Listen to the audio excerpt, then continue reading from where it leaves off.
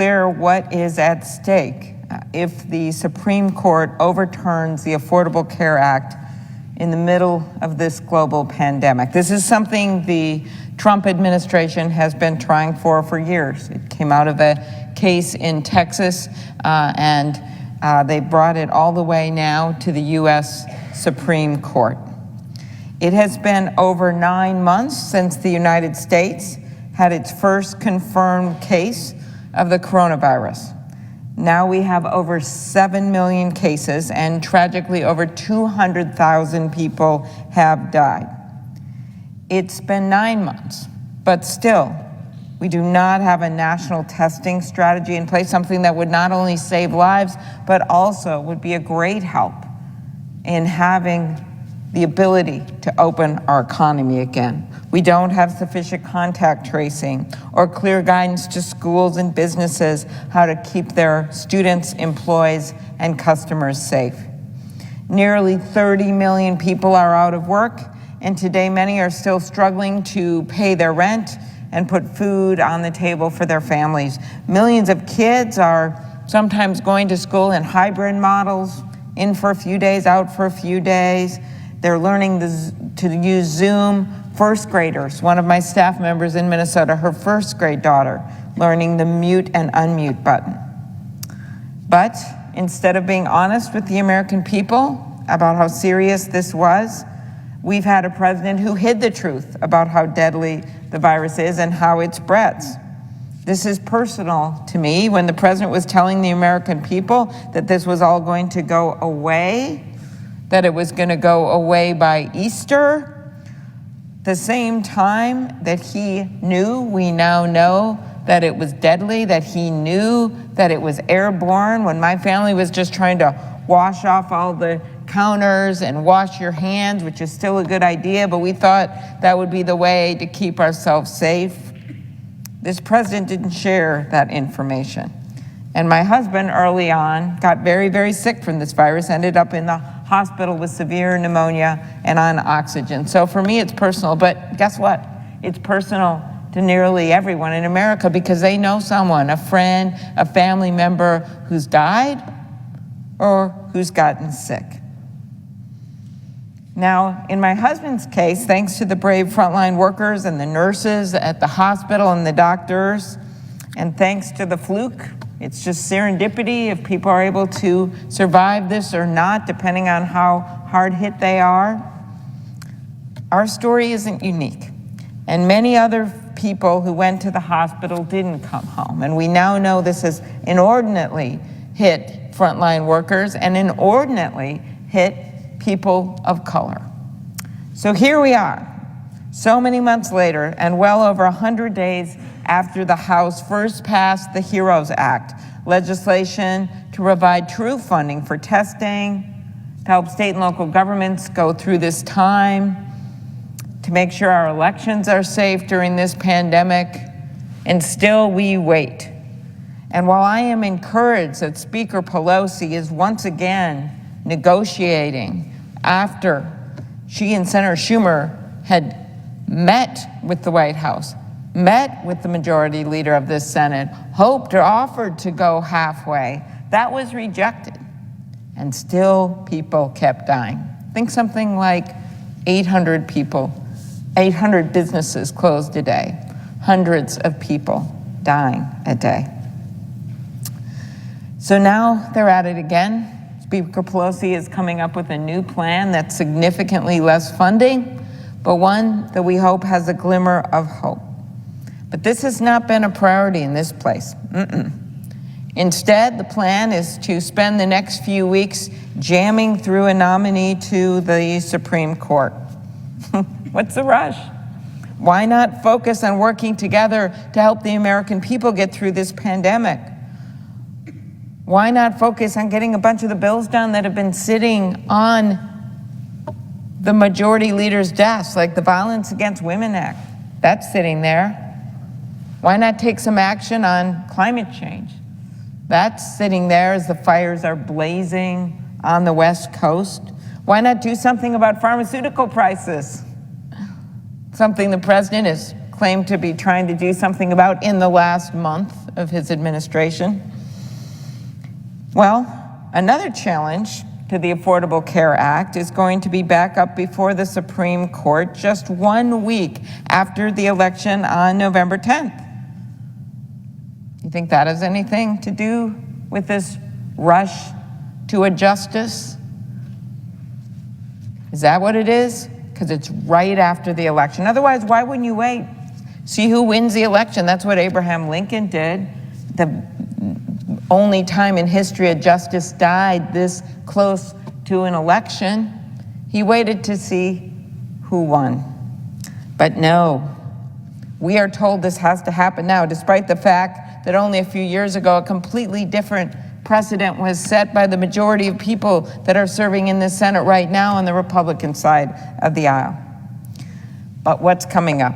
November 10th, the case, the Affordable Care Act, or as they like to call it, Obamacare. I always loved that President Obama was more than happy to adopt the name for the bill, given that the bill has become more and more popular, given that it has helped hundreds of thousands of people to get insurance, given that it has helped more than that, millions of people to not be kicked off their insurance. You don't have to be in one of those exchanges to be protected by the Affordable Care Act, which basically says that if you have a pre-existing condition, whether it's diabetes, whether it is Alzheimer's, whether it is cancer, that you cannot be kicked off of your health insurance. That applies to everyone in America with that bill.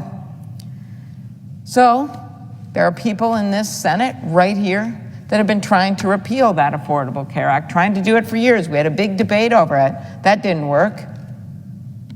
That didn't work because John McCain walked in. I can still picture him right now walking in that door and saying no while he was sick, that he wasn't going to deny health care coverage to people because he had it himself. So then they tried again, went down to Texas, found a court down there maybe that they thought could be helpful. And guess what? Then it gets struck down there. Not just a part of it. They said, nope, nope, nope. It may be the whole thing. So that's what's coming up to the Supreme Court on November 10th. So if you can't get your way one way, the administration decided we're going to try it in court. It's their lawyers that argued this. Donald Trump's lawyers. They have been trying to get rid of the Affordable Care Act and the protections it provides for people with pre-existing conditions for years. But have we seen an alternative plan from this president? No, we have not. That last time, when we saw that effort by my colleagues to repeal the health care law, it would have kicked 11 million people off of Medicaid. It would have let insurance companies charge people more if they got sick. And it included an age tax where an older person could have been charged 5 times more than a younger person. That was the plan we saw before. That plan was opposed by every major group you trust when it comes to your health care. The largest groups of doctors, nurses, seniors, hospitals, people with cancer, Alzheimer's, lung disease, heart disease, diabetes, they said it was the worst bill for the people of this country. There was never even a vote on that bill because it was so unpopular. And that was, of course, just months after that previous effort I just described, where John McCain walked into the chamber and gave the repeal of the Affordable Care Act that would have taken health care away from so many Americans a big no. Senator McCain believed that courage is not just standing by yourself, giving a speech to an empty chamber like I happen to be doing right now, except thank you, the 10 people that are in here. It's not just that. It is whether or not you're willing to stand next to someone who you don't always agree with for the betterment of this country. But that's not what we are seeing here. Indeed, since my colleagues have not been able to succeed in repealing the health care law using the legislative process, the administration has turned to the court. Let's look at the track record. I like looking at evidence as a former prosecutor. Even before he was elected, the president promised that his judicial appointment, quote, will do the right thing, end quote, and overturn the Affordable Care Act. He has criticized the sitting Chief Justice, Justice Roberts, for upholding the law when it was last before the court. And just days ago, he said on Twitter that it would be a big win if the Supreme Court strikes down the health law. And now, with Americans already voting, the president is trying to jam through a nominee who has already voiced serious opposition to upholding the Affordable Care Act. The same year that this nominee became a judge, that would be in 2017, she was confirmed in October, she published an article with the University of Minnesota Law School Journal, pretty good journal, writing that she believes Chief Justice Roberts, this was her criticism of the Chief Justice, quote, pushed the Affordable Care Act beyond its plausible meaning to save the statute. If President Trump nominee is confirmed before oral arguments on November 10th, yes, she could easily cast a deciding vote to strike down the law in its entirety. The American people know what that means to them. To start, protections for people with pre-existing conditions like diabetes or asthma would be gone. More than 100 million Americans have a pre-existing condition, and the Affordable Care Act makes sure they can't be denied insurance coverage or charged significantly higher premiums.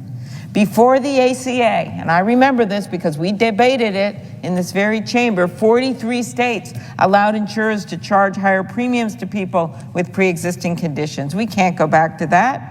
Without the Affordable Care Act's health insurance exchange and the support for states to expand Medicaid, it is estimated that 20 million Americans would lose their insurance. The ability to keep your kid on your insurance plan until they are 26 years old would be gone. How many parents are using this right now in the middle of this pandemic? I don't know the numbers, but I know it's a lot. The work we have done to close the Medicare donut hole coverage gap for prescription drugs would be gone. The provisions that help people buy insurance on the healthcare exchanges would be gone in the middle of a global pandemic. Over 7 million Americans have been infected by the virus, and the cases are rising. That is 7 million people who, without the Affordable Care Act, could be found to have another pre-existing condition.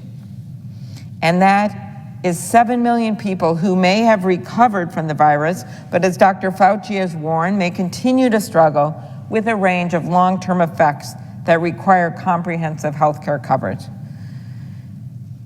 So why? Why ram this through in 2 weeks? Is it because that case is coming up?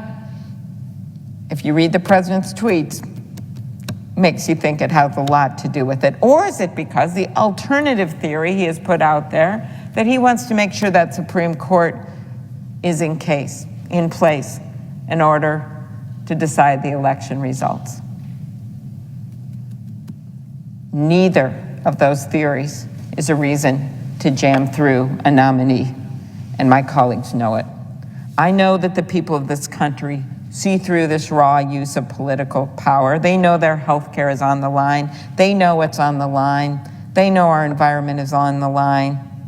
That's why they're voting, and they're voting in droves. They're voting as we speak. They're casting ballots with each and every second we stand here in this chamber. Thank you, Mr. President. Yield the floor.